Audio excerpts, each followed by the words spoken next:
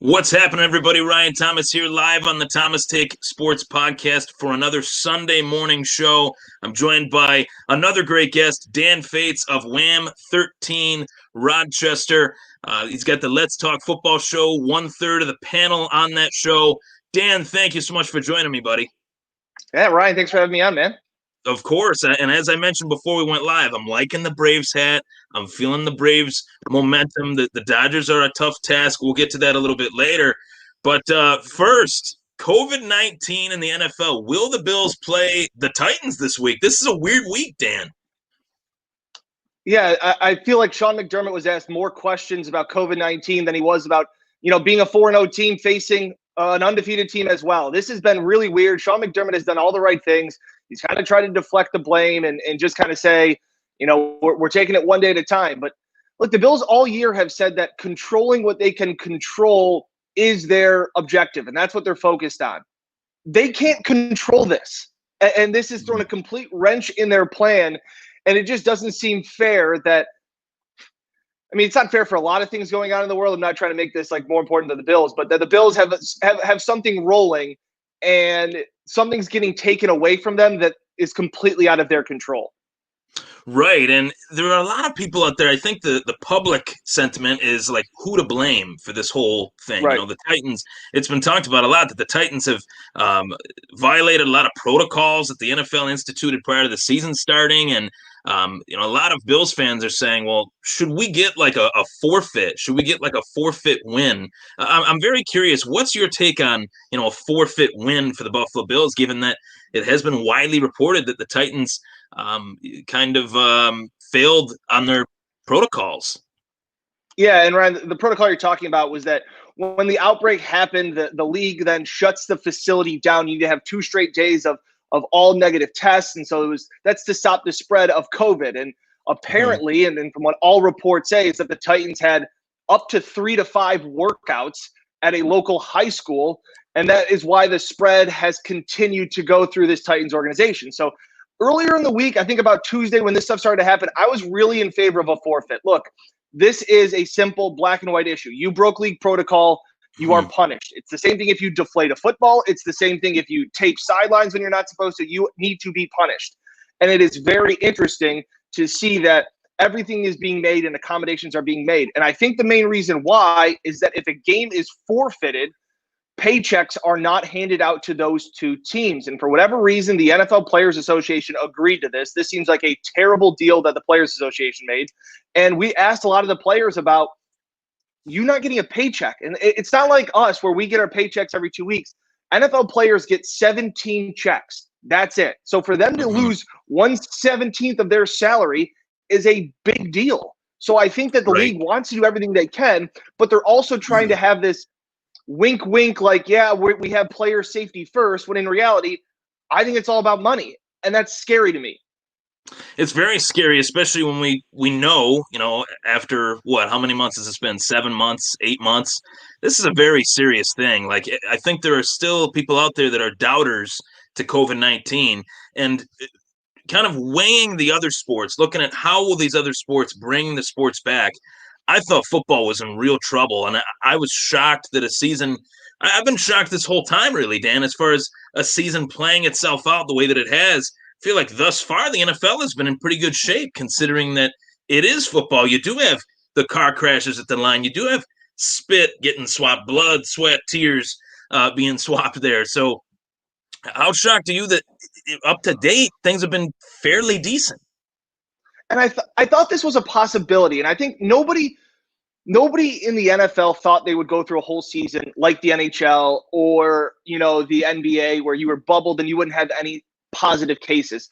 I think it's going to be interesting because as the season goes along, my one fear was those teams that bubbled, or those leagues, even the MLB, it was a sprint. You had to kind of bubble for a couple of months. The NFL is a long season, and to have the discipline to not go out to crowded places, to not do high-risk activities, to not bring COVID into your organization was going to be very difficult. And I think as teams, I don't know, Ryan, go 0-8, 1-7, 1-10, are they really going to be as disciplined as other teams? Because what does it matter to them if their season's over?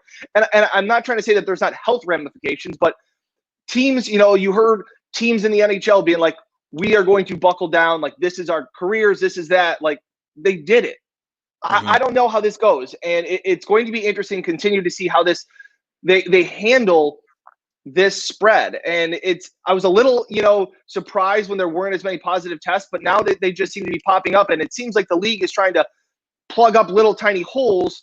But what if that hole becomes a fire hydrant? And then what do you do? Earlier this week, when I was at Bill's practice on Wednesday, I kind of was talking to Jenna and Mike and my coworkers, and I said, what about a 2-week pause? What about they pause the league for 2 weeks? They for whatever reason, protocols aren't being followed, whether it's a lack of understanding, whether it's a lack of the protocols aren't good enough.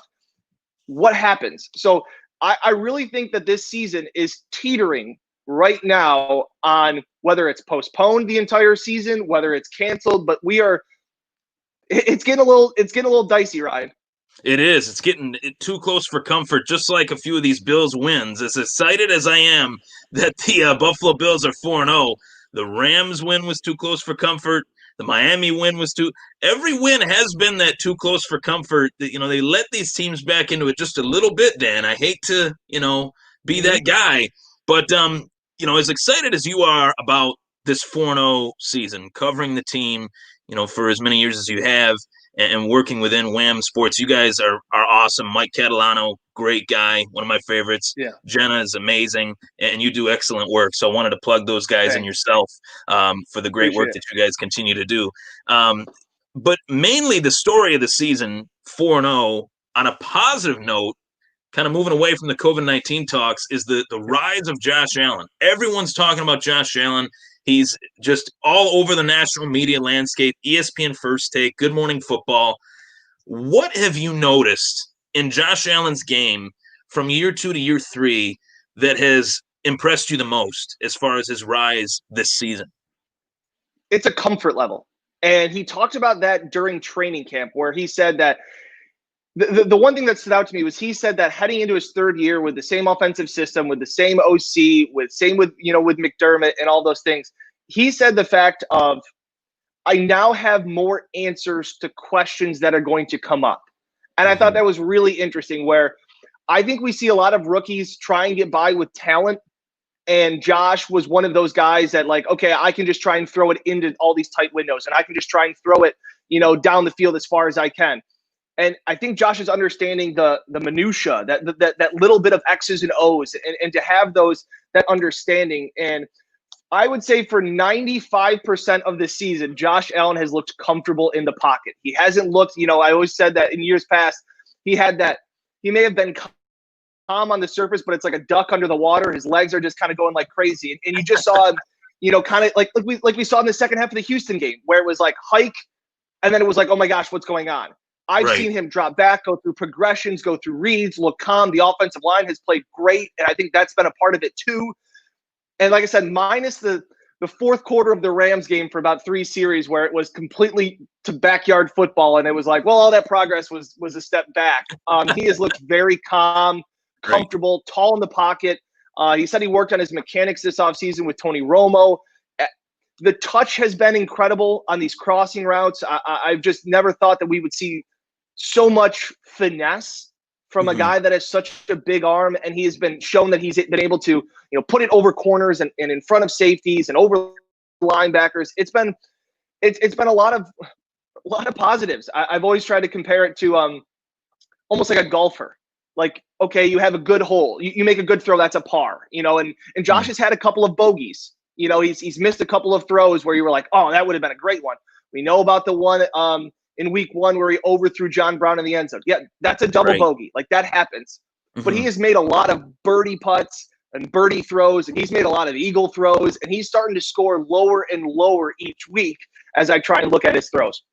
Great analogy. He's not shooting 6s and 7s like me. That's for sure. So I definitely want to acknowledge too, like, the discussion of Josh Allen as an early season MVP candidate is warranted. I mean, this is not a fluke. This is for real. I mean, he's rattled off 4 straight dominant performances, prior to the season starting, he hadn't thrown for 300 yards. He's done that twice. 288 was his season low thus far, and he threw for over 400. This guy, I think the confidence level is at an all-time high, even dating back to his college days. Because I remember watching him at Wyoming. He loved to make those flash plays. He loved to be that hero ball type player, and that kind of spilled over into his rookie season. But now he has actually trusted his teammates. That is my biggest positive about Allen in his third season, is that he's actually trusting John Brown, trusting Stephon Diggs, trusting the guys around him to make plays. And I think that goes a long way in terms of Josh Allen's longevity as well. Absolutely, and I think he finally has players to trust. I mean, you really have to look at when he came in as a rookie. Mike Catalano, who's been covering the team for 30 years, said it was the worst wide receiving group that he had ever covered. And, like, that is saying something. They were probably by far the worst wide receivers in the league. And I was watching the game last week against Vegas, and they were just, picking them apart. And I looked at it and I said, this may be the best wide receiving group in the entire NFL. 1 through 5, if you want to have Isaiah McKenzie, who I said has found a nice little niche, like, people were kind of worried about him being on the bubble. Brian Daboll loves him. He's the pre-snap motion guy. He's the jet sweep guy. He's the trying. He just has this spot in this system, and it's great. And you have Gabe Davis at in the 4th spot. He's been phenomenal. And somebody was asking me recently, does somebody need to get injured for Gabe Davis to get more playing time? The Bills are going more 10 personnel than anybody in the league. Gabe Davis's performance is putting Gabe Davis on the field. So and then this is I look at wide receivers too. I almost want to look at them like a basketball team, that like everybody has their own role. And Gabe is the bigger guy. And then you have, Cole Beasley's the slot guy. And you have John Brown, the burner. And then you have Diggs as the route runner. Like, everything makes sense. Where even last season, they all kind of ran the same routes. They were all intermediate. John Brown, to think that Robert Foster was the Bills' deep threat for 2 seasons with Josh Allen is like, it's incredible what he has done with the talent around him. So he's risen with the guys around him. It's his job now, as he constantly says, is to get them the ball and to make the right decisions. And I'd say 90% of the time this season, he has made the right decisions. And Ryan, to your point, this is real MVP talk. Like, I know what Aaron Rodgers is doing. I have seen what Russell Wilson is doing. But I think Allen has outplayed Mahomes so far this year. I think that you look at that, and I thought before this season, Allen would be in the conversation if the Bills won 12 games. I had the Bills at 12-4. I thought they could do that. And if the Bills win 12 games, it doesn't matter who your quarterback's going to get a lot of the notoriety and a lot of the press. So that's what you need. And like you said, for him to be on Good Morning Football and for him to be on First Take is all good for an MVP campaign. Right. And you love to see it because just the story, like, I get so wrapped up in the story of Josh Allen prior to even Wyoming. I mean, the story in and of itself is amazing. You could literally make a movie out of it.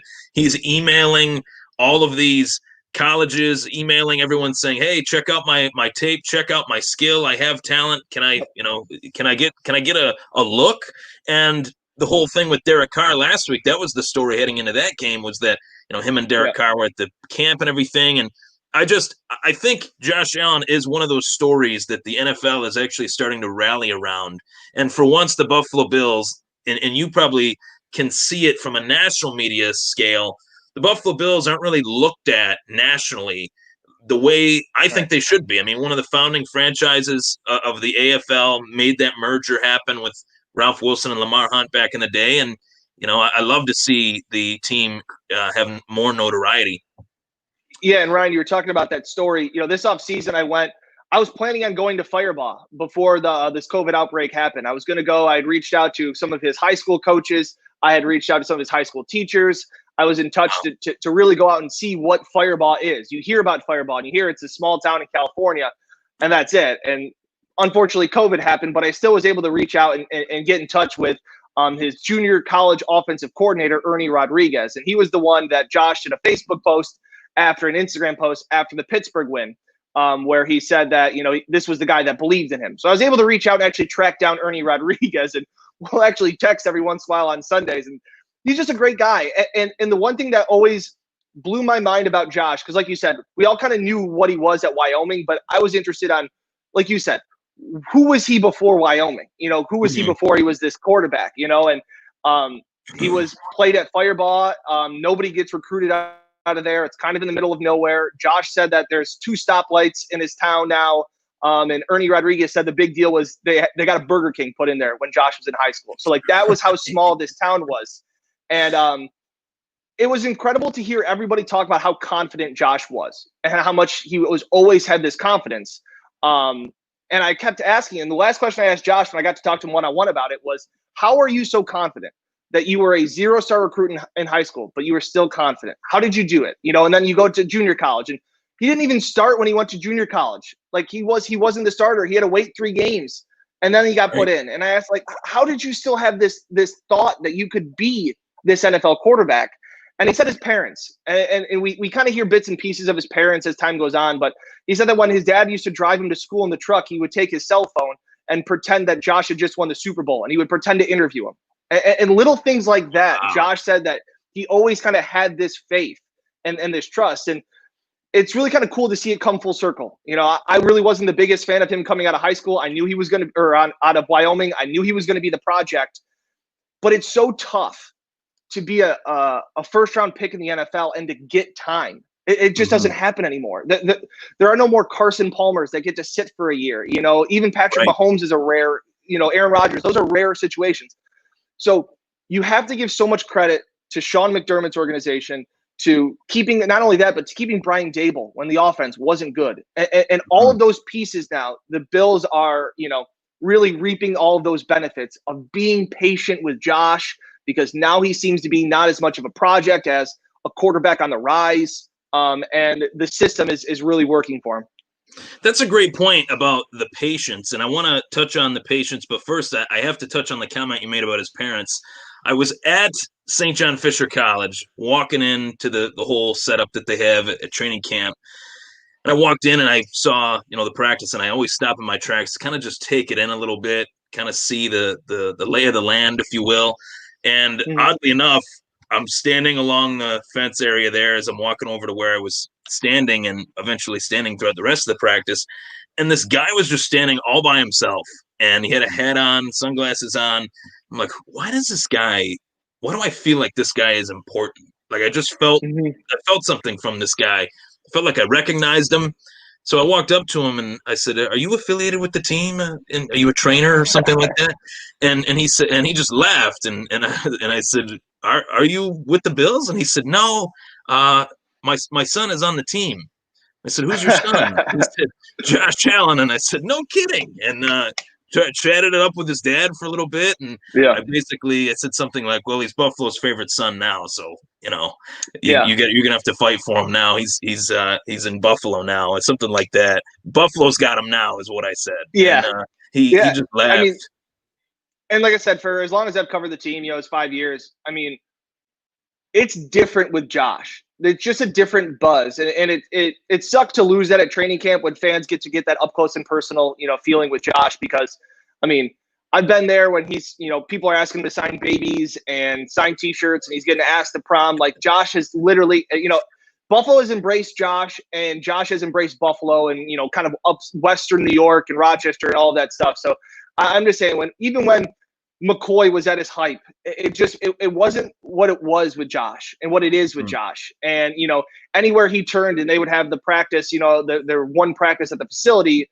will open to fans, and he would sign for hours. And you're talking about that meeting the Allens, his dad, he's there too. And I see his parents and I go like, what is this like for you guys? And they're like, this is insane. Again, middle of nowhere, California with a Burger King, and he's got 20,000 people at a practice screaming his name. So it really is kind of fruitful to see this all kind of coming together. Again, it's 4 games, but it's a different Josh Allen. He looks different. There is way more positive plays than there are negative plays. And I am a firm believer that he will always have some negative plays, that he will always have some head scratching, bad plays.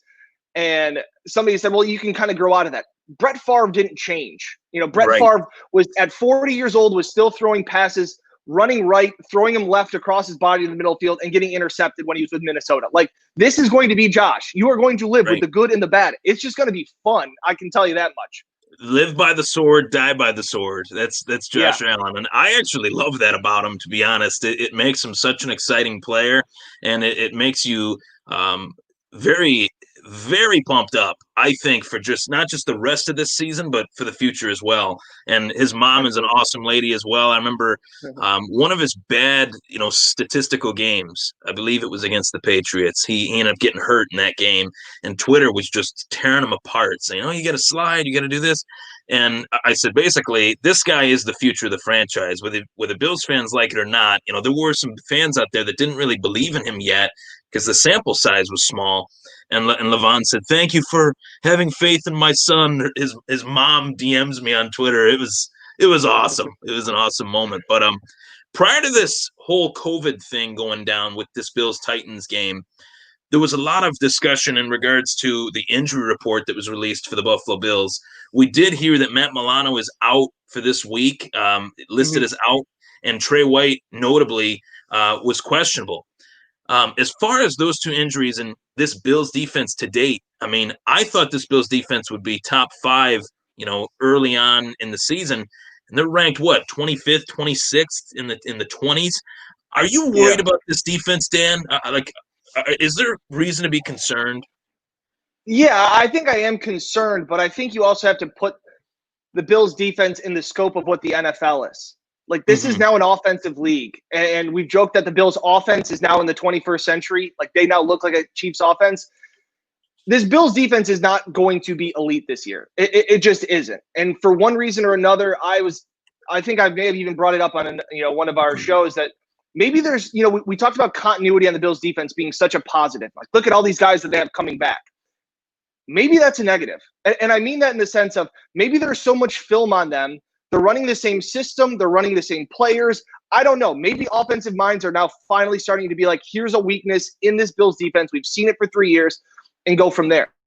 I will Right. say to give the Bills defense a break, I think in years past, the Bills defense statistically has graded higher than most is because of how bad the offense was.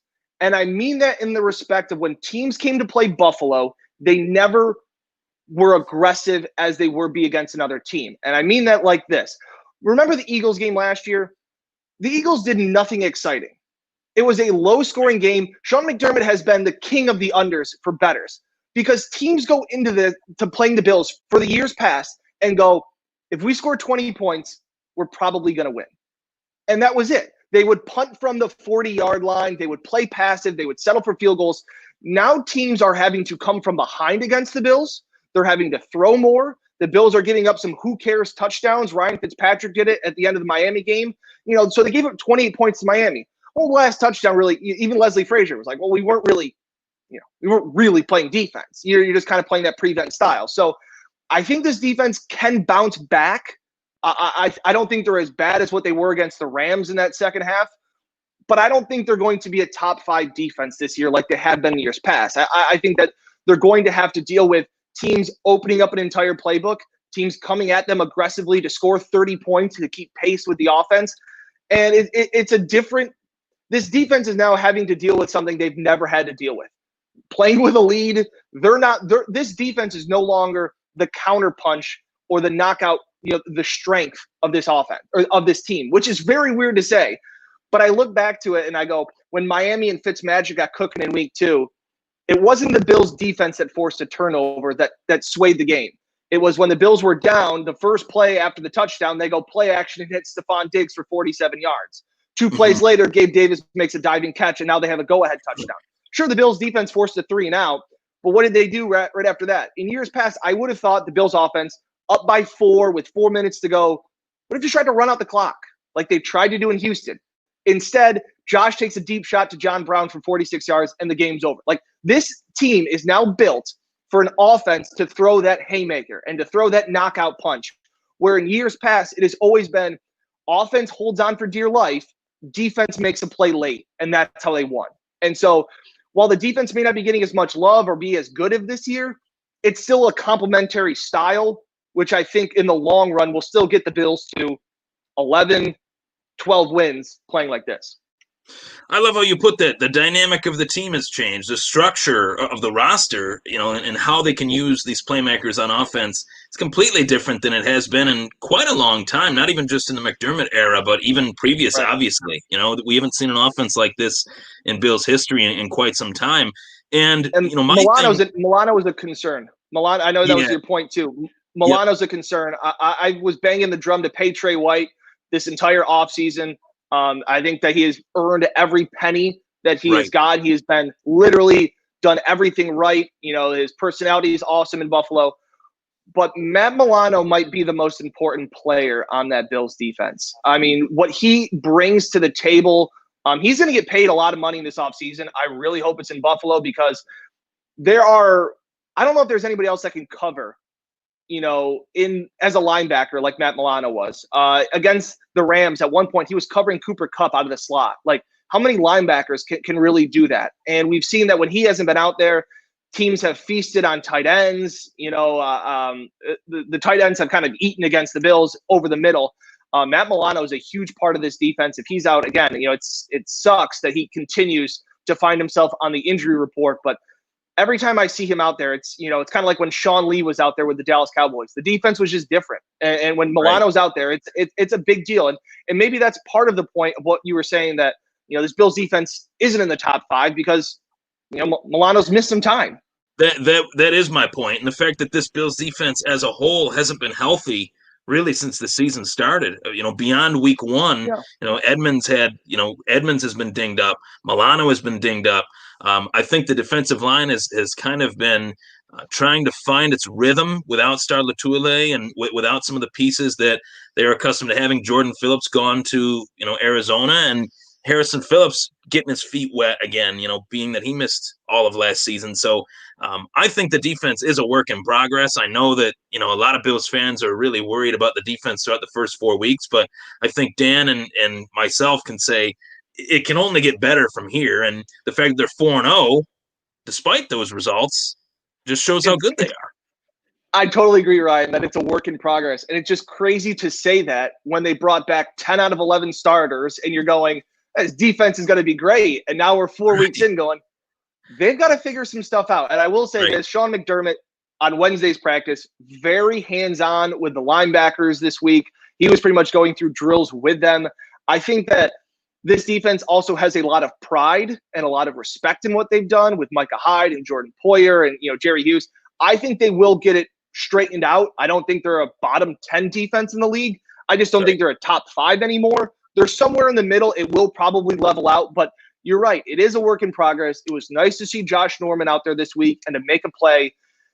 And I can't help but wonder, obviously you looked at the Cleveland-Dallas game. It's a track Mhm. meet going up and down the field. And while Sean McDermott early in the year was kind of saying, it doesn't matter about fans, we've got to just play in control, he was kind of more and more agreeing that this lack of defense or this lack of crowd is having an effect. Offenses are running faster. They're able to make more calls at the lines. Defense is just a step behind right now. And also Right. defense, I feel like, is so much more on emotion. Look at Trey White and Tremaine Edmonds and firing up the crowd and the train horn at Bill's Stadium. Like, all of those things, none of that's really there. And I think Right. that is playing into it a little bit.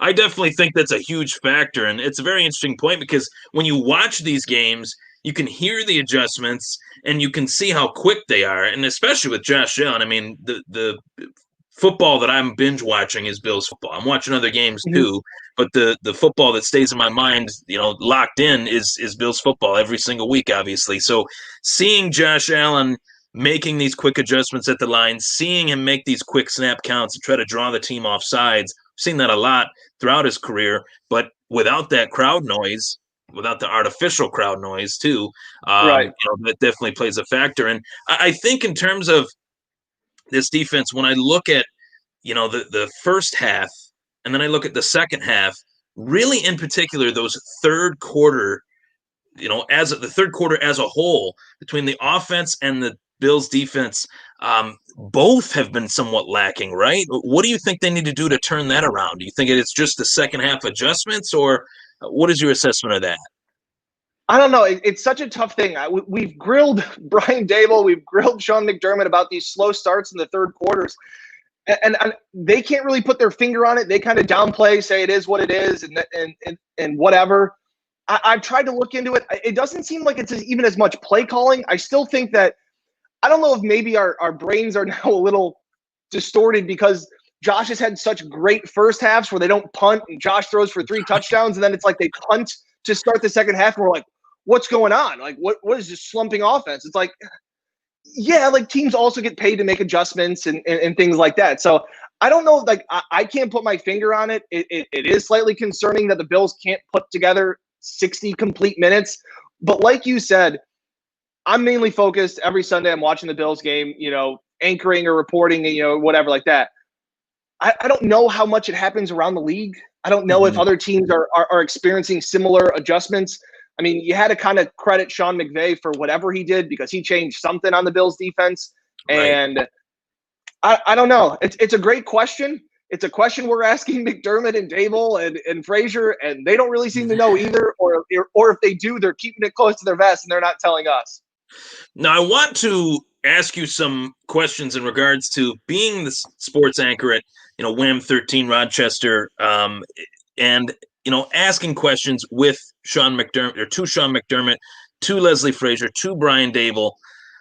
What is this Bills coaching staff like in comparison to other coaching staffs that the Buffalo Bills have had? Like you have worked within the Rochester area for 5 years, so you saw the McDermott era start. You've seen it to date, obviously, and you saw little bits and pieces of Rex Ryan.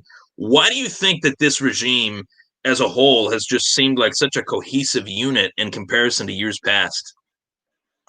This organization is so much more buttoned up than when I first started covering the team. My first team was Rex's last year.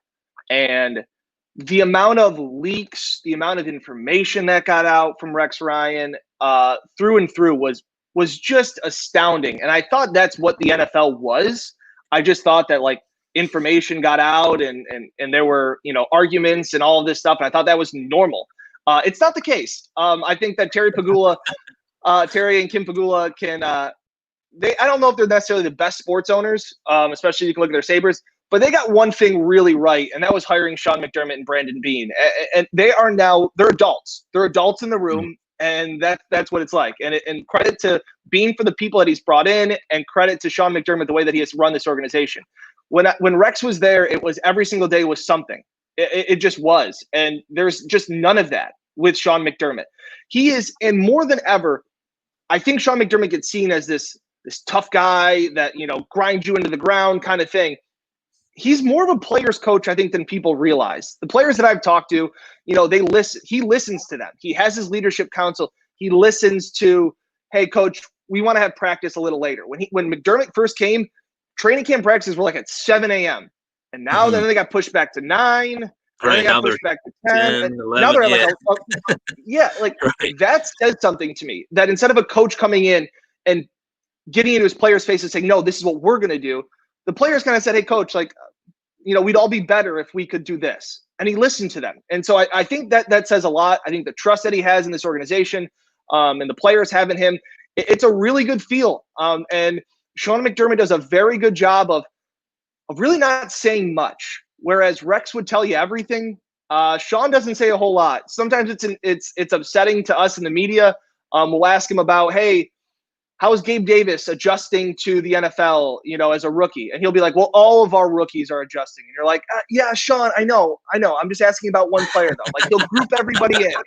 How have you seen Josh Allen grow? Well, all of our quarterbacks have grown this offseason. It's like, yep, all right, yep, okay, all right, Sean. Like, that's it. He kind of says, and during the offseason and training camp, he was a little more fun and jokey. He's now midseason McDermott form. I got caught on the wrong end of him last year. I was the one that asked him if he was frustrated with his Bills offense.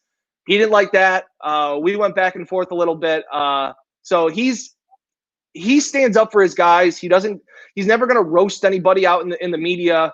Right. It's like I said, he's an adult. And it's something that the Bills really needed. Do you see Brian Dable and Leslie Frazier somewhat following his lead? Do you see those two guys answer questions the same way that McDermott does, or do they have their own style? Dable's got a little Belichick in him. He doesn't say a whole lot. He pauses during a lot of questions to really make sure he knows his answers. But he again says, the whole offense, he won't, they'll all say great things about Josh. It seems like every week, and rightfully so, because Josh continues to impress this year. But credit, you ask about Josh, and Dable will say, well, the offensive line is also playing at a really high level. And, guys still got to catch the ball. So it's not just Josh, it's the whole team. Like, they don't single anybody out, good or bad.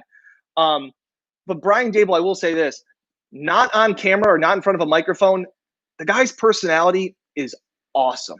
He is one of the coolest guys, one of the nicest guys. Around training camp last year, he was usually the first one walking around the track, and we'll be there early. We're kind of sitting there filming, and he'll stop and ask you, how you doing? How's your family doing? That's great to hear. Awesome. Great. Like talking with him off camera, and then all of a sudden being like, hey, coach, can I ask you a question? And then you turn the light on, and it goes to Belichick. Like he's going to be a great head coach. He really is. He has earned a head coaching job. I thought he should have gotten the Browns job last year. It is going to be a hole for the Bills to fill, but Leslie Frazier is more of a personality kind of guy, played in the league and stuff like that. But Dable is just such a cool guy. I can't say a bad thing about him. I really can't. I have been a Brian Dable fan. I've been we've joked around that the Let's Talk Football live show, we're a Brian Dable show or Brian Dable Twitter account. Cause like this guy, look at what he was handed when he got here. Just a mess. Right. I mean, just an absolute mess. Right. And for him to at least be salvageable. And like I said, McDermott again Dable credits McDermott for keeping him around when it wasn't good, when they were 25th and 20th in offense, that he was working on something. So I really like this coaching staff. It's an interesting one to cover from. They keep a lot of things guarded, but you kind of got to ask interesting questions to get some kind of answer. Yeah, I definitely feel that as far as Dable goes, there were moments where I loved him one week. I won't say hate. I will say that the play calling year 2, and you mentioned year 1 with the limited supporting cast was very safe. Couldn't really spread things out. Couldn't really rip things open. But with all this talent on this team, it has magnified his coaching ability, and it's almost as if he has been starving to somewhat call some of these plays that he has called the last 4 weeks. And that's a very interesting point that you make as far as Dable, head coaching wise, because I think it's very possible. I mean, we've heard about it, of course, but as the Bills get better and better each week, and as long as they continue to win, those discussions will only continue. And it's safe to say there will be a few teams looking for a head coach this year: the Jets, the Texans, maybe the Falcons as well. So yeah, and how crazy is it that the Bills offensive coordinator job will be a very, very sought after job if and when Brian Dable leaves, which is crazy. You think about Rick Dennison was this offensive coordinator not too long ago with Rex Ryan, and just to see the progression and how Brian Dable has taken this offense that when he got here was Nate Peterman and Devontae Thompson and Zay Jones and Kelvin Benjamin, and has now turned this into really an offense that, watching the game last week against the Raiders, it kind of looks like the Chiefs. And I mean that in the best way of there are a couple plays where Josh is looking down the field. He's protected. He goes through his 3 progressions. It's not there. He dumps it down to Devin Singletary, who gains 7 yards. And I looked at Mike and I said, that was a great play by the Raiders defense, and it's now 2nd and 3. Like, that is demoralizing for a defense, that you did everything right. And I go, you watch a Chiefs game, they never get 2 yards a pop. They're getting 5-6 yards a pop. And this Bills offense is now doing that. And it's just crazy. So you hope that this league continues, because I would really like to see, and I would like to see the Bills Chiefs play Sunday. I think this is going to be a mess because they've been preparing all week for the Titans. And I don't want to have to draw a short week to prepare for Patrick Mahomes. I don't either. I don't think anyone would. Any defensive coordinator for the Bills or any team that plays the Chiefs would want to play Mahomes on a short week, let alone even on a long week. This guy is just so dynamic and talented. But I'm really feeling that, my gut instinct tells me that this game will probably be canceled. Like, I don't know. And I hate to sound, I'm not a scientist by any stretch of the imagination, but when you continuously have these positive tests and all of these reports about, as you mentioned, the Titans practicing and working out in a high school workout room where they obviously weren't supposed to be doing that. I mean, do you think they will be punished for this outside of a forfeit? Do you think maybe they get, fines or draft picks Well, taken away or, something like you would that? have to imagine, right? I mean, the coaches are getting dinged $100,000 for not wearing their mask. And now Right. you're like, what is the repercussion for the Titans have thrown a massive wrench into the NFL season. There have been other cases. Like cases can be isolated. The Atlanta Falcons had a positive case back in week 2 with AJ Terrell was their cornerback, and that was it. So like protocols are in place, and it's got to be infuriating for the Bills who are doing everything right. Now, Sean McDermott also said today or earlier this week that nobody's perfect. That there will probably be something that could come up in Buffalo. You would hate to be that guy that says we do everything right, and then it comes into you and you look like you got egg on your face. But this, I just don't know how. If the Patriots did this, it would be they would lose every draft pick until the next pandemic, and they'd be fined $1 billion. Like that's what would happen. So why are the Right. Titans getting leeway moving forward? So I think you have to take away picks if they're shown to break protocol. Again, these are a lot of reports that are coming out, but the NFL also has seen video surveillance of Titans players not wearing their masks around the facility, and they're supposed to. Stephon Diggs did his Zoom interview with us on Wednesday wearing a mask the entire time. Like, the Bills are taking this seriously because they have an adult in the room. That is what they're doing. So if the NFL is going through this headache because of the Tennessee Titans, I don't know how they don't punish them severely. I completely agree. And, this season, it was a miracle, to be honest, that this season even kicked off. It really was, given that the timing of everything, the way the draft, I don't know about you, Dan, but I thought the draft was like one of the weirdest things I've ever watched. Like it was So just weird. so weird not seeing it at a, Radio City Music Hall or the Rocky Steps like it was a couple years ago. And it was supposed to be in Vegas this year, which would have been amazing. But this whole year has been a very odd year to say the least, and it's an unprecedented year. But the fact that we have seen baseball, move forward successfully, we've seen the NBA move forward successfully. The NHL did a wonderful job, I thought.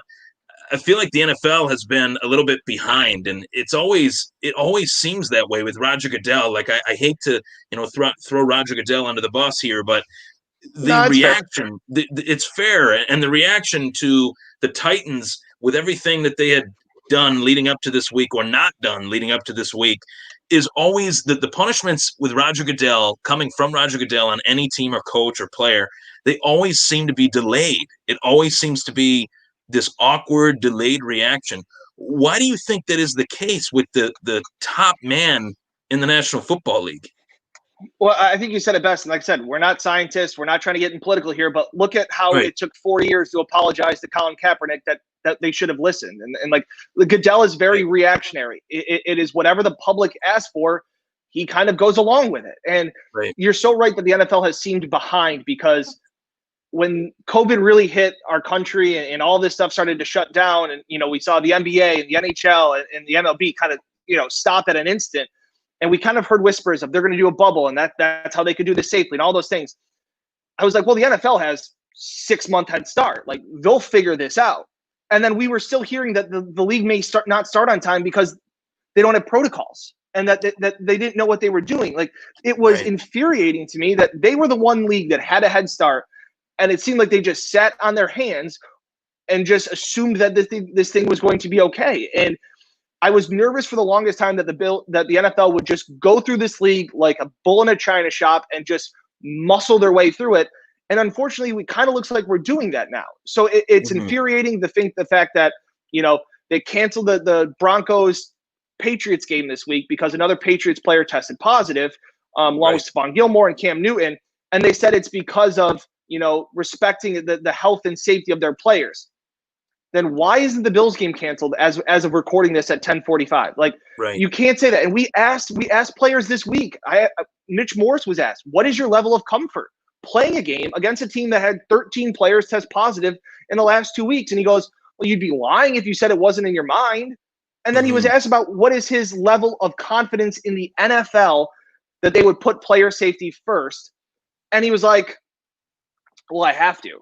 Like, that's not a ringing endorsement for a player that, like, Stephon Diggs before the season tweeted out, I'd be lying if I said I was comfortable with these protocols. Like, this is a nightmare. Trey White has 2 young kids. Micah Hyde has a young kid. Like, it's not just the Right. players in the organization. These guys are going home. And, like, you have to think about the grand scheme. And you always, with the NFL, we joke around that it's all about money. Like, money is everything. Like, Right. unfortunately, there are lives at cost here. Like, this isn't just a concussion. Like, this is a sprained ankle, a concussion. They're not contagious. COVID is. And you just hope that all of the measures are being taken, because it is just a game, and like there are bigger things going on. You and I love sports. It's my job. But like you want people to be safe too. Right. And my thought process is, this past week when, and I'm not getting political here either, but I'm talking about the virus within the NFL. If the president can get COVID-19, pretty much anybody could get it, right? I mean, he's got and the all whole White House got it. Right, the whole White House. I mean, you got experts, at your beck and call in the White House, doctors, the best care, and obviously it is a virus that attacks the elderly, but definitely tough stuff. We're sitting here. The Bills are 4-0.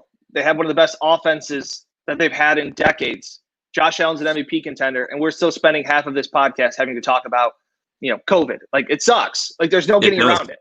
Right. And, it's one of those things, like putting the list together, the topics to talk about. It's like, I wish I didn't have to talk about this. I wish I could just talk about the game, but this is so beyond the game, and it is affecting the game. Obviously, we don't know as of this minute whether the Bills are going to play on a Tuesday. We don't know if that's going to happen. So I wanted to mention as well from the top, I mentioned that I would get to this topic. So as we wrap it up here, the Atlanta Braves and the LA Dodgers are doing battle in NLCS, going to battle in the NLCS. Can the Braves get it done, Dan? Can they get it done? And if they can get it done, how do they get it done? Because the Dodgers are one of the best teams on paper that I have ever seen. Yeah. I have been a Braves fan my entire life. I was born in 91. I was born on the Game 7 of the World Series when they lost to the Twins. So I grew up like just racking up division titles. But then I haven't enjoyed necessarily postseason bliss and playoff bliss. It's been pretty much just heartache. Last year when they gave up 10 runs to the Cardinals in the first inning, it was very upsetting. So this is – I was joking around with my friends. I'm not built to watch playoff baseball. Like, the Braves were up 7-0 in the 9th inning against the Marlins in a clinching game, and I was like, they're going to blow this. Like, I don't know. I just don't trust this. So this is but this Braves pitching staff is 4 shutouts in 5 games. They haven't necessarily faced the most challenging offenses, and they're now going to face probably the best offense, which is definitely alarming. It is nice to see, they've got 2 rookies in their first 3 pitchers, in Kyle Wright as well as Ian Anderson, who's an upstate New York kid who was from the Binghamton area. So this was crazy. I like to know that they have confidence. Like, confidence is a hell of a drug. The Bills were saying that last year. This Braves team is confident. I think they've learned from the heartache that they've had the last few years. Man, I don't know. They just – I worry that – but this is everybody – that, like, teams have bad at-bats. The Braves don't have a ton of quality at-bats. I watched the Yankees and Rays game. It's 1-0. Everybody's just swinging for the fences instead of moving a guy over and kind of getting an at-bat. So I'm worried about that. Look, the Braves and Dodgers are 1-2 in offenses. They hit the most home runs in the National League. There should be firepower. It'll be interesting. I don't know. I really don't know. The funny thing is I just had a child. My wife and I welcomed our first kid to the world. Congratulations. Congratulations. Thanks. At the end of July. And she has never seen a Braves postseason loss. So maybe she's the good luck. My daughter, Shane, she was sitting with me. I go, we were joking around. I go, my wife was filming. I go, when the Travis d'Arnaud hit the go-ahead home run in Game 1, I was holding Shane, feeding her a bottle. I was like, we need a rally, and it worked. So maybe Shane is the secret. I was going to ask you that. I was going to ask you that. Game 1. I mean, Game 1 is it's the tone setter. So are you going to be grabbing Shane and laying on the couch with her watching that, hoping that the Braves put on a laser show? Yeah, this is it's interesting. You know, Max Fried just had his worst start of the season in Game 1 against the Marlins. He gave up 4 runs, which is something he's only done twice in his career. He has been phenomenal. So Right. I thought it was really cool that when you have a pitcher go out there and kind of get roughed up, I think you could say like, well, like it's just not our day. But the Braves bats battled and were able to score 6 runs in the 7th inning. So this team has come back a lot. I think that helps when they played the Phillies so much, and the Phillies had one of the worst bullpens. But this is a team that has had a lot of come from behind victories. Look, they have the MVP in Freddie Freeman. They've got Marcelo Zuna. They can hit lefties. They can hit righties. I don't know, Ryan. It's going to be. I'm nervous thinking about it right now that they play tomorrow. But it's like I said, they won their first playoff series since 1999. So that was pretty crazy to think it's been that long. I think if any team could take down the Dodgers in a 7-game series, it is the Braves, given that their pitching has been so successful. And Ronald Acuna, man, that guy, man, he is. I think Trout, Betts, Acuna, like he is right in. He's right there. He is so close to being like one of those 2 players. He's only going to get better too. So I love the makeup of the Braves. Super fun, and baseball needs fun. And that's what you love. Exactly. Marcelo Zuna hits a big home run against the Reds and then takes a picture, a selfie for the dugout. Like this team's having fun. They're confident. The Dodgers are also confident, and they just beat a really good Padres team. So I don't know. I'm happy that there's just baseball. Except people ask me if I'm a Bills fan. I say I just cover the team. I really don't have a football team, but I'm a diehard Atlanta Braves fan. So this will be that's awesome. This will be something. And I mean, just to your final, we'll make this one short because it's not a topic that I enjoy talking about for obvious reasons, but the Buffalo Sabres, okay, the elephant in the room in Buffalo is the Buffalo Sabres right now. And I almost feel bad talking negatively about the Sabres, almost, but it's just been such a rough go these last few years being a Sabres fan. What are your thoughts so far on some of their off-season moves, and are they any more motivating for you heading into this possibly January season of Sabres hockey?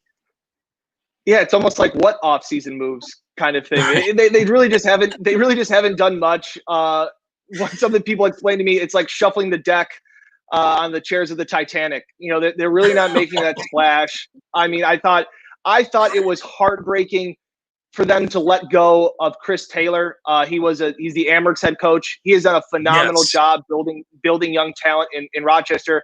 I've obviously dealt with Chris Taylor and the Amerks more than I've dealt with the Sabres because when they're not good, we don't cover them. I don't go to games as much. We cover when Eichel's going hot and they win 10 in a row. But so yeah, I don't know. The Sabres have done nothing. It seems like this could be a cost-cutting year. And I understand you run a professional sports team or own a professional sports team. It is a business.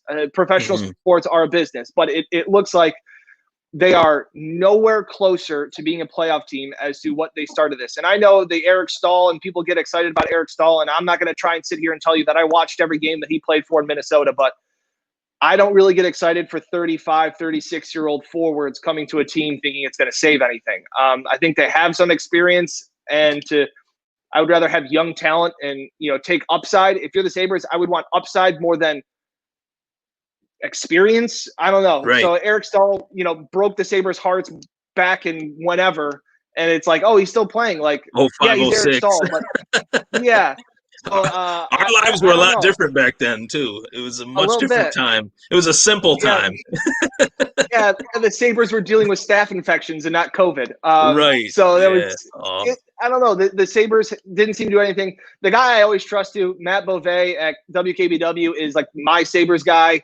And I texted him yesterday and I just was like, what are they doing? And he's like, they're not doing anything. And I was like, all right, like that's all you needed to know. This Eakin guy was a signing. He's a 20-year-old forward, or he's a forward that can score 20 goals, Beauvais said. And I said, okay, so you signed a Jochen Hesch. Like, I don't know. Like, I just don't see where this is really going as something. And you're wasting Jack Eichel's prime. I'll say that much. I think Linus Ullmark is a great goalie. I've seen him be really good. But Yeah, that's probably the nicest thing I can say about the Buffalo Sabres as of this point.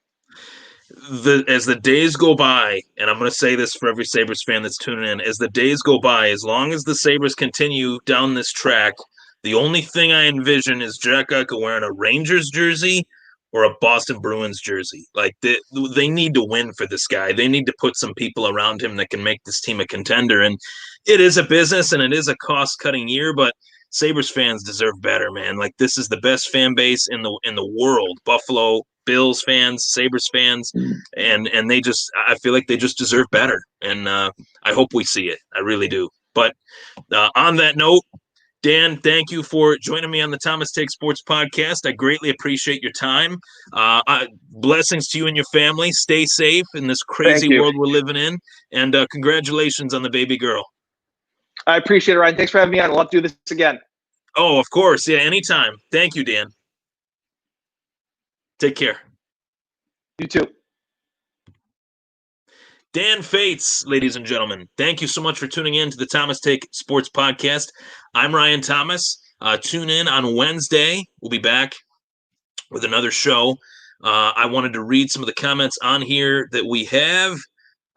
Michael Gerace says, thanks, guys. Always a pleasurable experience listening. That's what Michael said. I didn't want to take too much of Dan's time. He's pressed for time, obviously, but he gave me a solid 55 minutes there. So the pressure not getting to the quarterback so far from the D-line is what's making our defense look worse than last year. I would agree with that. We got a lot of comments on here. I'll answer these along the way, but I definitely wanted to get to a couple of them. So those were the two that I picked to answer. And thank you so much for joining me on the Thomas Take Sports Podcast, everybody. Thank you to Dan Fetes for joining me. Blessings to everybody that is going through this weird year that is 2020, a year to forget. That's for sure. Take care, everybody. Stay safe.